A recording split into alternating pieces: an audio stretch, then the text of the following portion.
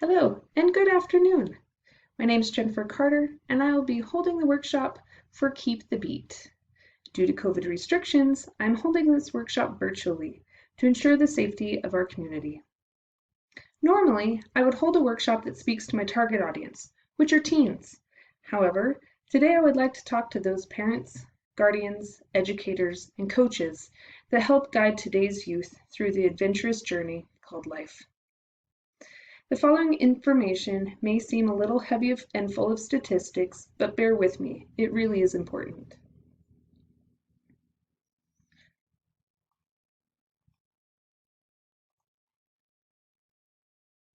The leading cause of death globally is heart disease or cardiovascular disease, and more people die annually from CVDs than any other cause. Sorry, if I refer to heart disease as CVD, just know that it stands for cardiovascular disease. It is the same thing. The World Health Organization estimated 17.9 million people died from CVDs in 2016, representing 31% of all global deaths. And what is the leading cause of death in the United States? You guessed it, cardiovascular disease. This holds true for men, women, and people of most racial and ethnic groups. Heart disease does not discriminate. Each year, about 650,000 Americans die from heart disease. That's approximately 2,300 deaths per day, or a person every 38 seconds. Heart disease costs the United States about $219 billion each year, including costs of healthcare services, medicines, and lost productivity due to death. That is roughly 1 in every 6 healthcare dollars spent by the United States on heart disease.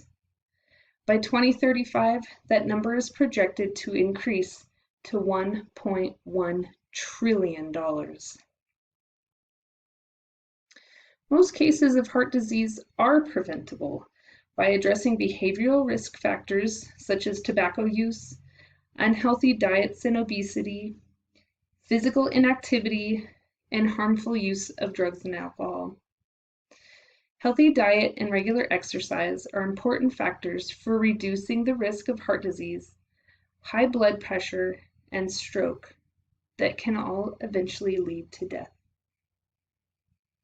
If risk factors begin in childhood, they are more likely to carry over into adulthood. In some states, only 19% of high school students meet the United States Department of Health and Human Services daily recommendations of physical fitness. In the past 20 years, the obesity rates of adolescents have skyrocketed, with 9.6% of high school students reporting as obese in 2017. Much of this can be attributed to lifestyle changes due to screen time and physical inactivity. Today's teens now spend close to 9 hours per day using media and screen time. There's a significant health concern for adolescents in each state. In our school district, there is no comprehensive health promotion program outside of the school district physical education curriculum that effectively addresses physical inactivity and sedentary lifestyles in adolescents ages 10 through 17. Having a program such as Keep the Beat will offer a school club formed to promote physical activity and fun for adolescents. The club will meet for 2 hours daily after school at each of the 12 high schools within the district. Youth will be able to participate in a variety of physical fitness activities and sports with an open gym as well as organized activities. Each child will be able to meet that CDC recommended fitness requirement of 60 minutes of daily exercise. The club will be run by high school coaches and peer leadership teams to promote physical activity in a fun, safe, and social environment. Youth will be invited to set their own fitness goals and will work through the program at a pace that is appropriate of their current fitness level. Every student that participates in the program should be able to have a successful experience with physical activity to remove those stigmas and negative attitudes towards exercise. With appropriate intervention, training, and healthy habits formed in adolescence, the risks of developing heart disease as an adult is reduced. The health issue is physical inactivity and lifestyle habits that are being formed in adolescence. Adolescence is already a hard transition time between childhood and adulthood, yet it is a crucial developmental stage for their health and overall well-being. This is a time where not only are physical changes happening, but also mental, cognitive, and social aspects of their lives that are evolving. Youth are struggling to find their own personal identities in the world, and while parents, teachers, coaches, and friends are influencing and supporting these young people, there is a shortage of programs to help these adolescents independently develop healthy habits for their entire lives.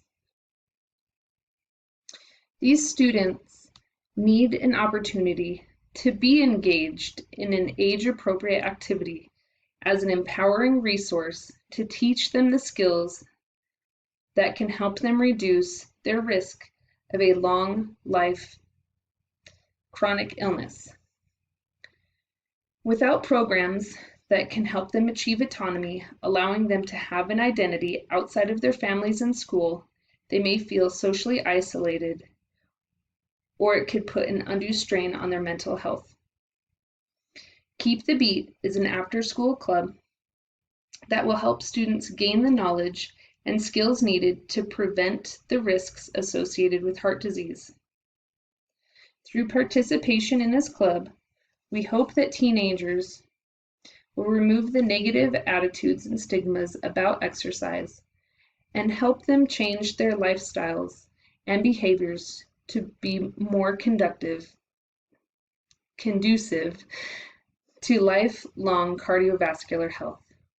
Additionally, there will be a monthly gathering for all students in the Keep the Beat Club, district-wide, to attend classes to teach health education and activities.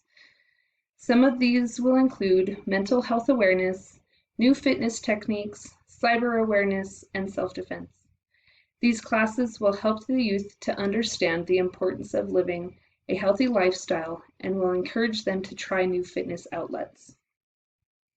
The long-term goal of the Keep the Beat Club would be to integrate these topics into a school district health curriculum in the future, as well as recommend that high schools encourage the minimum physical activity recommended by the CDC as part of their curriculum.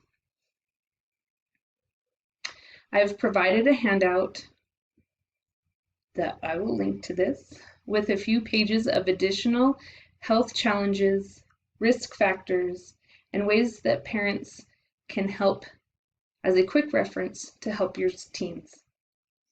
I hope that you have all learned some valuable information about how the Keep the Beat Club can help your teens and how students can live a healthier life now so that they can live a longer life later.